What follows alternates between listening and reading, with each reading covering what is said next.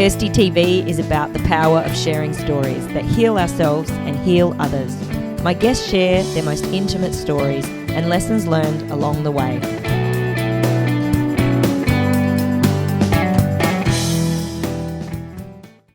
My guest today, Shannon Hammer, was an overweight child who struggled with her weight her entire life.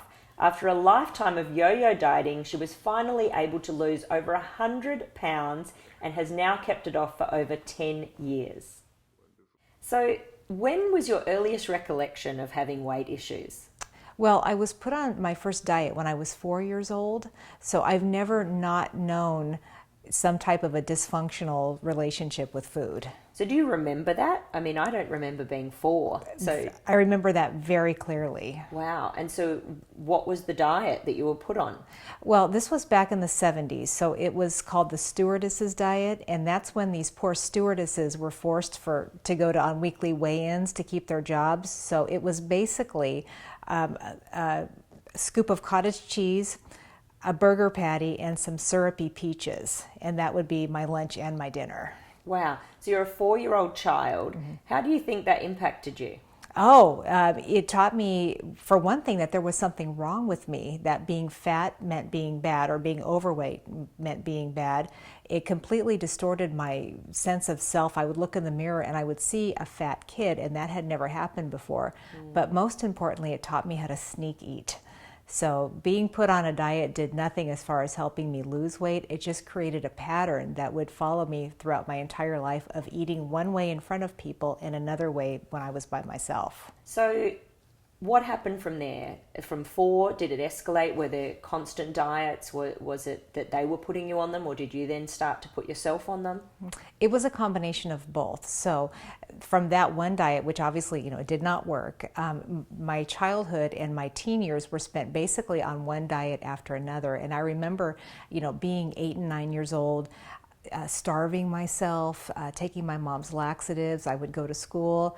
We had a show here in the 70s called Body Buddies, which was this husband and wife exercise team. So I would go home and do the Body Buddies and not eat dinner, and it just escalated up into my teens when I actually started doing cocaine and drugs to try to lose weight. So it just created this pattern that just got worse and worse and worse. And were you still gaining weight? I was still gaining weight. As a teenager, I was taking speed pills and I was smoking crack and doing cocaine, and I was still overweight. And I like to joke that the speed didn't help me lose weight. It just enabled me to eat faster. And you were up to a 24. So yeah. You were at your highest, 230? 230 pounds was my highest. Right. So, and you lost over 100 pounds. So, yes. Looking at you now, look gorgeous, of course, but you carried a lot of weight. So, for the viewers out there who are watching, they might be thinking, what are you talking about? But you were heavy back then. And so what were you eating to get to that size? Because you obviously weren't just having like 3 balanced meals. I presume you were consuming a lot of food. Right. Sometimes I had 3 balanced meals. I am a binger, meaning I eat huge amounts of food in short periods of time. Different people with eating disorders have different patterns. Some are grazers. They eat all day long. Some are weekend warriors. They just eat on the weekend. I would have my 3 balanced meals and then go home and eat huge amounts of food and keep it down. I wasn't a vomiter. So we're talking, Kirsty, literally a dozen donuts, a package of cookies, a gallon of ice cream, bowls and bowls of cereal, maybe an entire loaf of bread, which I would wash down with a Diet Coke. That's a huge amount of food. Why were you binging? Was there some kind of like euphoria? What would you feel when you would be consuming that food? I would feel nothing, and that was what I wanted to feel, was nothing. I ate for oblivion. And have you figured out through your healing what you were trying to numb? It basically, Kirsty, it was anything. I had an inability to deal with my feelings. So if I was happy, if I was sad, if I was stressed, it all got channeled into eating. And part of my recovery has been differentiating the different feelings, identifying the different hungers, and dealing with it appropriately. Because if I felt happy, I'd eat. If I was sad, I'd eat. It just all went into the food funnel. How did it feel to be in a body that was 230 pounds? Well, that's interesting. At the time, I was so disassociated and disconnected with my body that I would see the number on the scale, but I didn't see it in the mirror. I just got into the habit of looking from the neck up. And what happened to break that cycle of denial was, it was in 2000, it was January, and I had gotten some pictures developed from the holiday season the year before. And I remember opening up these pictures and seeing myself at these parties and being absolutely horrified. It looked like somebody had superimposed my face on an obese person's body, and I was shocked. I had no idea I looked like that. So you think you'd just been kind of ignoring it by not looking in the mirror and not seeing photos? You were able to not realize that you'd gotten that big?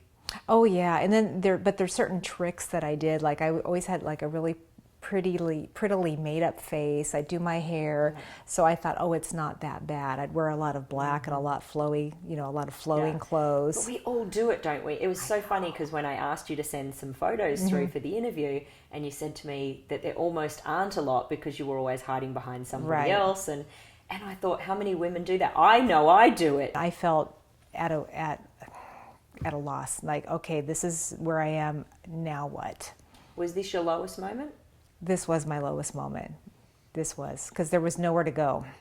Was that terrifying? It was terrifying, and it was hopeless. So you're looking at this image, you've tried all of these different diets. Right. Where are you at that point? At that point, again, I had to get resourceful, and I started to take a look at my pattern of eating from a different angle, and I started to look at it as an opportunity to learn about myself. So I started to assess what worked and what didn't work. So what worked for me was keeping my carbohydrates low. I knew that I was a binger on carbohydrates. If it had flour in it, I loved it.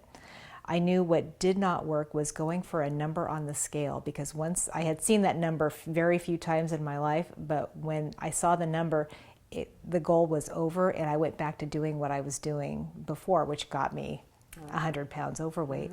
And I knew that I needed something that would be sustainable for the rest of my life. So basically, I took all of those years of suffering and used it as almost a laboratory of what's going to work and what's not going to work. And so, do you think there's anything that would have fast-tracked your success so you didn't have to go through all of that, or do you feel like in a way you needed to? I think, when the student is ready, the teacher appears. I wish that I had taken that assessment when I was 20, but I was still looking for that quick fix. And that was what I had to learn, 10 years later, after hundreds of pounds lost and gained. There are no quick fixes, and that I needed to work on the inside just as much as I needed to work on the outside. And that's what I'd never done before. How did you feel at the idea of the monstrosity of this task ahead of you to lose 100 pounds? Well, that was actually, believe it or not, a high point in this journey. By the time that I had that epiphany that I needed to do something different, I needed a bigger goal, I needed to work on my insides, I had the 100 pounds to lose, but I had a better perspective. And so to me, it wasn't about getting down to that one number, which happened to be like 100 pounds in the future. It was about, what can I do to not compulsively eat today? What can I do to take care of myself today? So I took the emphasis off the number and put it on getting well physically, emotionally, and spiritually. And that made all the difference in the world, because if I had to look at losing 100 pounds, I couldn't do it. It's too overwhelming. But if I look at today, what can I do to take care of myself today to move in that direction, that I could do. And what were some of those tools that you started to use? Food journaling and regular journaling. I would not be sitting here today without my pen and my paper. That saved me. And so what did you start writing down? Well, I started to write down my food, and that basically just kept me accountable, and it gave me a record. So I would write down my breakfast, lunch, and dinner and my snacks, and then at the end of the week I could review it and say, okay, am I eating a balanced diet? How did my stomach feel after I ate this food? So that I could actually learn to work in conjunction with my body instead of imposing food on it by what's stated on a piece of paper. I started to become friends with my body. So now that, that I've got the food under control, what do I do with all these feelings? So I started to journal, and that absolutely saved me. It was like a binge on paper. And so you've maintained your weight for 10 years now. And obviously that was the final straw, and seeing those photos that day, you made a clear turning point. What do you think worked this time that hadn't been able to work all those other times? I think, there was a few times. For one thing, I was ready. I was ready to live in this world in a thin body, and I think I was too scared before. So there was just being ready. What were you scared of? Oh gosh, I have a lot of anxiety, and I had bad experiences with men, and there was a sense of protection having 100 pounds protecting me. And what that did for me was it made me actually asexual. So I didn't have to even play that game because I had taken myself out of the game.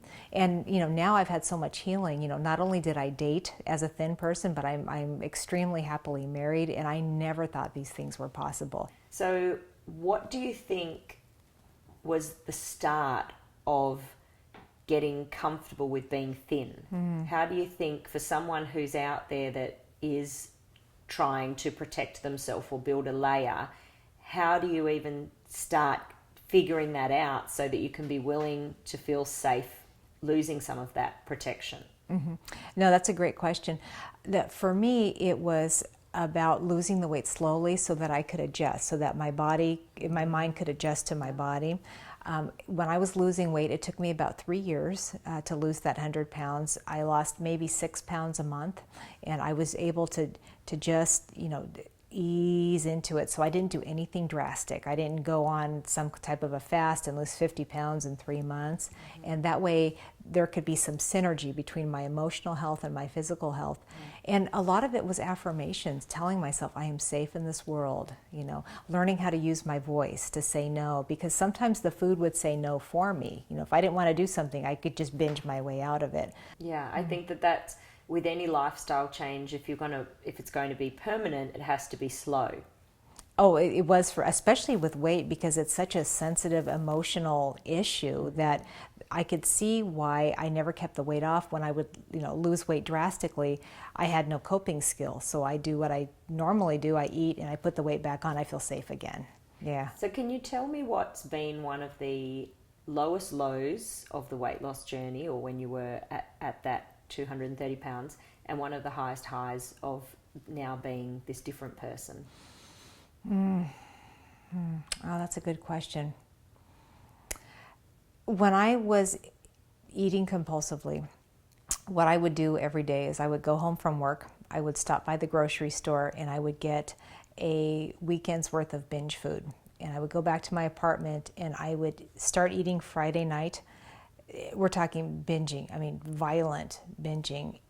And I would binge and I would sleep. Sometimes I would take a shower, sometimes I wouldn't. Sometimes I would show up to work on Monday, sometimes I wouldn't.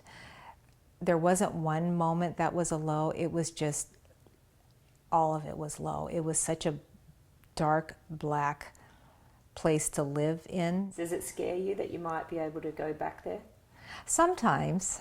Yeah, sometimes. It does. But I just stick close to what I do that works, and most of the time I don't. But I think having somewhat of a healthy fear of, it's like an alcoholic. You can't get too cocky when you're sober because you know what you're capable of. That's exactly how I feel with the food. And in the last 10 years, have you had even weekends where you binge like that, or do you just not even go there anymore? No, it's not an option. So the worst would be a burger or something like that. Yeah, or like if I get really stressed out, like I'll drink a 6-pack of diet root beer. And so what's been the highest high of the new journey, the new you? Oh, there's been a couple. My wedding day was pretty awesome. Yeah. I just never thought that I would get married, and I never thought anybody would want me to get married. That's how low my self-esteem was. And then the second one was I got a book published in 2009, and that was exciting too, to put something in the world that would help people. Yeah. So if you could tell your 20-year-old self something, what would you say to her? Other than put down the donuts. Yeah. Oh gosh, it makes me so sad. I would just want to hug her and say, it's okay. You're okay. You're okay just the way you are. What do you know now about living life in this body that you didn't know before? You know, before, Kirsty, I equated thin with being well. And I thought when I'm thin, I'm going to be happy. And if I'm thin, I'm okay. And now I know that being thin does not mean being well. Being well is so much bigger than just being in a healthy body. It's, you know, my emotional health. You know, what's my relationship, you know, with spirituality? What's my relationship with my community? How am I interacting? Am I being of service to people? And I put so much faith in that number. When I hit that number, you know, everything is going to be okay. And it's so much bigger than that. You know, the weight was really just a symptom of a much bigger problem. Well, high five. All right. So for all of you out there, I know that you're going to get some great takeaways from Shannon's story. If you're struggling with your weight or have been yo-yo dieting, I think that this is really a great way to remember to check in. Are you protecting yourself in some way? Are you numbing? What's really going on for you? And making sure that it's not about being on another diet. It's about making a lifestyle change and better choices going forward. So don't forget to tweet us, to Facebook us, and comment below. I love hearing your questions and comments. And you can subscribe on the YouTube channel below. We'll see you next time on Kirsty TV. Remember, I just got up and I hear someone calling my name. When I turned around, there she was, Oprah Winfrey, a Thursday morning, and I wasn't even thinking. I was just like